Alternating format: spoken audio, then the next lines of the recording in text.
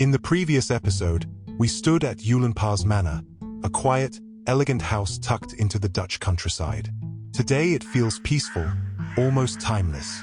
But if you stood here in the 17th century, you would have seen a very different world. Back then, the manor was not just a home. It was a stronghold on the edge of uncertainty. The walls were rougher, the windows narrower, and the air carried the tension of a continent on the brink.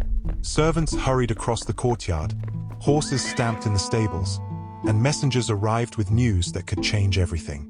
Europe was shifting, borders were fragile, armies were moving. Families lived with a constant awareness that the world beyond their fields was unstable. Rumors traveled faster than soldiers. Stories of alliances breaking, of cities falling, of kings preparing for war.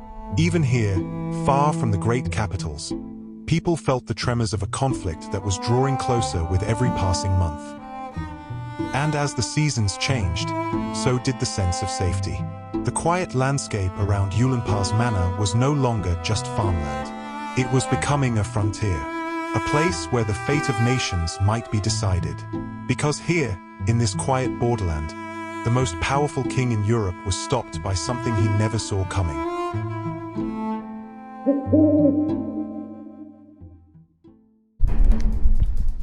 A few kilometers downstream, I walk through the quiet streets of Lobith, looking for the Schipperspoortje. People point me in different directions, somewhere near the river, they say, but the river has shifted so many times that nothing is where it used to be. I follow small paths, pass old houses,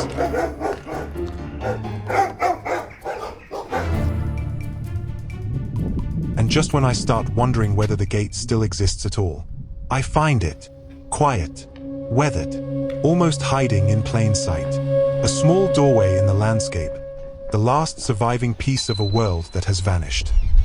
This small, weathered gate on the edge of the Rhine may look insignificant, but the Schipperspoortje is the last surviving remnant of the medieval tolhuis, once a bustling border post where skippers paid toll before continuing their journey along the river. In the 17th century, stepping through this gate did not lead you into peaceful nature. Behind it stood the tolhuis, a fortified complex with walls, storage rooms, a courtyard, and a small harbor.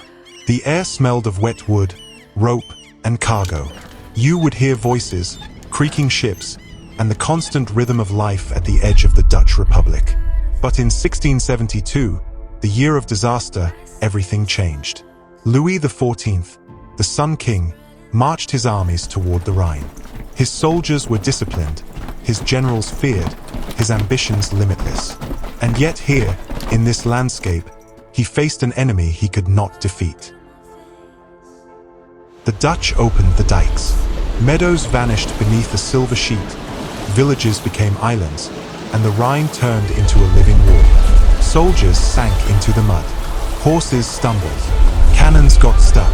The Sun King, who was used to the world yielding before him, was forced to halt. His advance stalled in a landscape that refused to let him pass.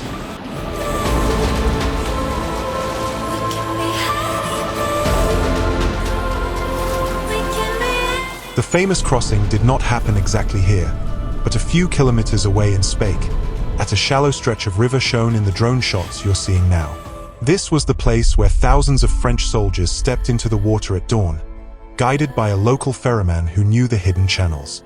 And here in Spake, the place where the Sun King's army actually crossed the Rhine, the landscape still carries the memory of that moment.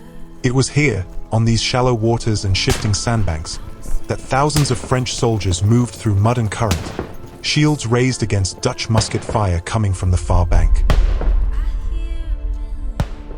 What looks peaceful today was once a scene of chaos. Horses struggling for footing, officers shouting orders, men disappearing into deeper pools, the roar of the river drowning out the clash of steel.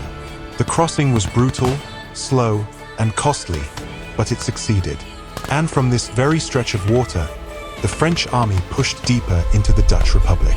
Now, when you look at Spake from above, the river seems calm. The floodplains stretch out like a quiet memory, and the old river channels draw faint lines across the landscape. But beneath that silence lies the story of a king who tried to bend a river to his will, and of a river that fought back.